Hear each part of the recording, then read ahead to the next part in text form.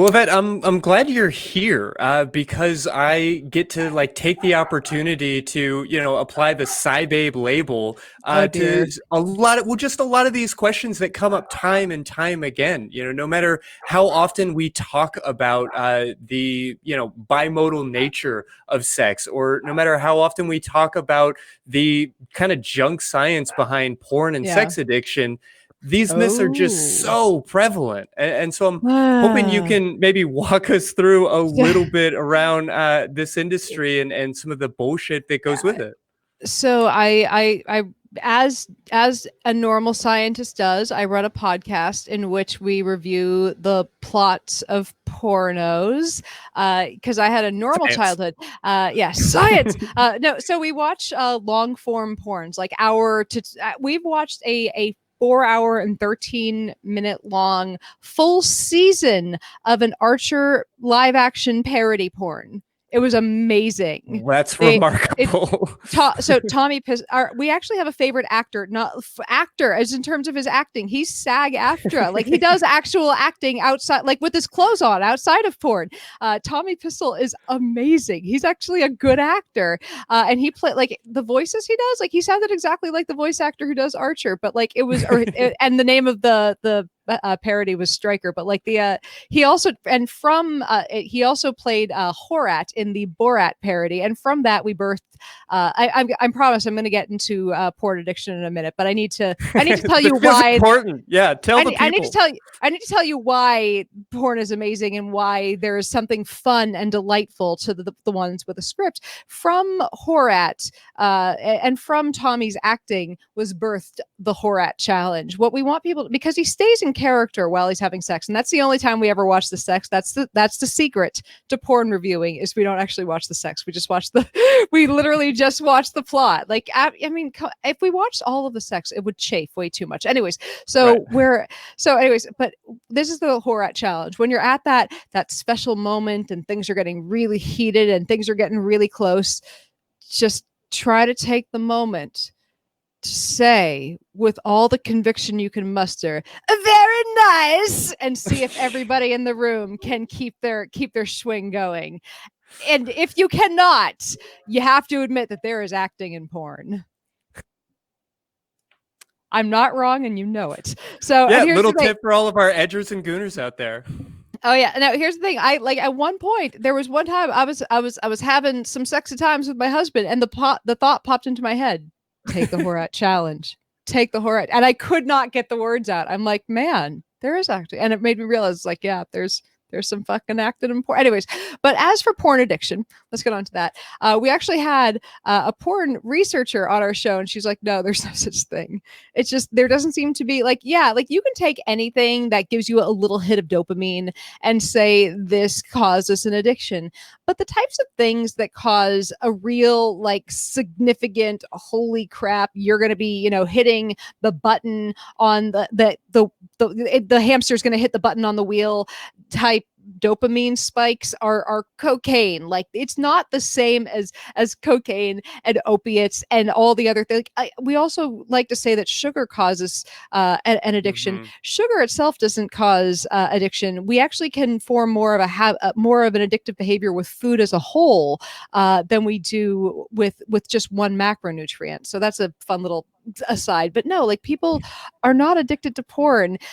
People can get into some unhealthy habits with it, but Sure. people aren't robbing liquor stores to get to get money to buy porn. People are not stopping going to, like, it is very rare when someone has an addiction to or I hate using the word addiction, when someone has such a problem laying off of staring at naked people that it interferes with their life.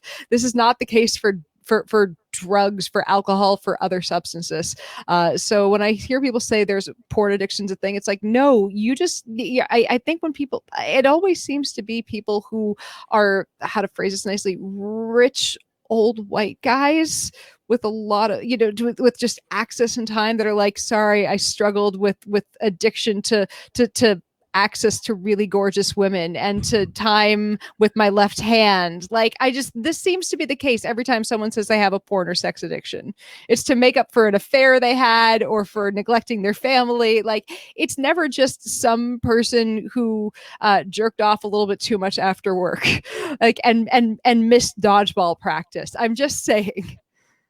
Yeah, So. no, I'll definitely recognize, like, as a sex therapist, I work with a lot of folks who feel that their sexual habits, their pornography use has really meaningfully destroyed their life in a lot of ways. And I want to Really? recognize that out of control sexual behavior is behavior that feels out of control. Huh. And that there can be some of that experience, and there's research and data to support that sort of like subjective reaction, but it is so meaningfully different on both a chemical level, on a social level, on every meaningful way than the addiction process that we see with cocaine, with heroin, with even things like alcohol.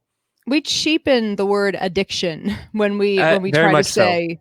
Yeah, it's like I mean I've seen people try to quit cigarettes even, and that, like, knowing that it's slowly killing them, knowing that they have, like, it's when you get to the point where you're sucking it down out of your trach, like, that's an addiction, okay? But something that you just really liking touching yourself to images of women touching penises is not an addiction. It's being human. So last I checked. But it's like I said, anything that's pleasurable, you can develop an unhealthy set of habits with. But there doesn't seem to be good evidence that we interact with porn in that way. Like, we can interact with it unhealthily, not in an addictive manner, though. Yeah, and it's really problematic just because of the treatment industry that's sprung up around it. Yes. It's exploitative is a huge part of it. It shames people for sex. And here's the thing: how do you know when you're no longer addicted to sex and or porn? Is it when you're down to, like, only touching yourself like once a week? Like, how little do you need to want sex in order to be cured from this? Mm-hmm. I'm not sure where's the litmus. Well, coming from a very evangelical, conservative Christian background, I have seen so many of my guy friends, and even to an extent family members, struggle with this feeling of being failures and being addicted and needing help.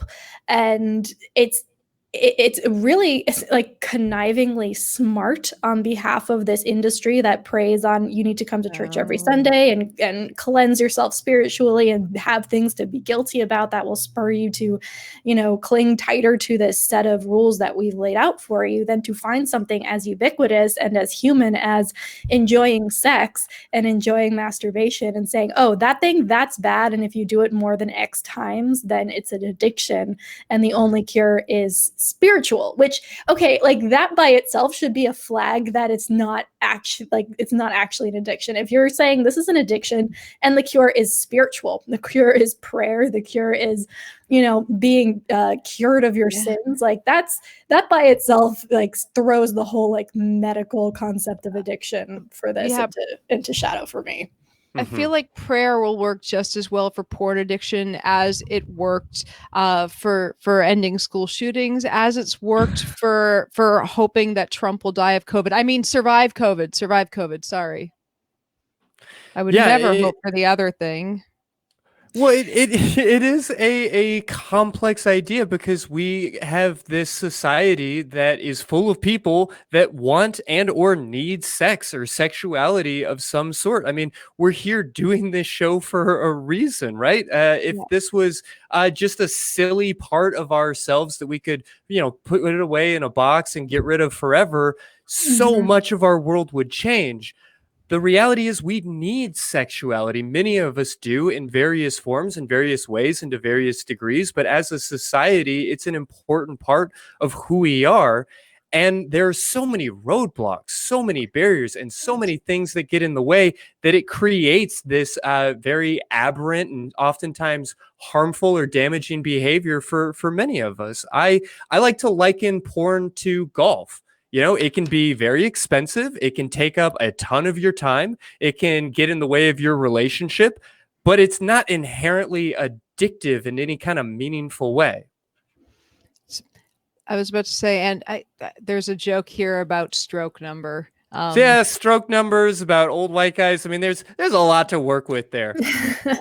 It's What is a bag of club something or about a club bag with that other than just a bag of dicks? But anyway. All right. man. Do we want to jump into these last 3 calls before we get into this last round of interview questions? I was please just gonna do. say I was gonna say one thing to your point about us needing sexuality. I think a lot of times we have a tendency to downplay the importance of our sexual needs and say, you know, sex isn't the most important thing. We'll get into a long-term relationship or a marriage with someone that we're not sexually compatible with, or that we're not sexually compatible with enough. And then after saying it's not important, the sex isn't important, everything's good enough, we'll blow up a marriage because we went out and hunted for the sex that we wanted, or because the other person hunted for the sex that they wanted, or you know, I think we need to, on some level, it's not the most important thing, but having a sex life that keeps you happy is at least part of the picture, and we have to honor that about ourselves. No question. Definitely.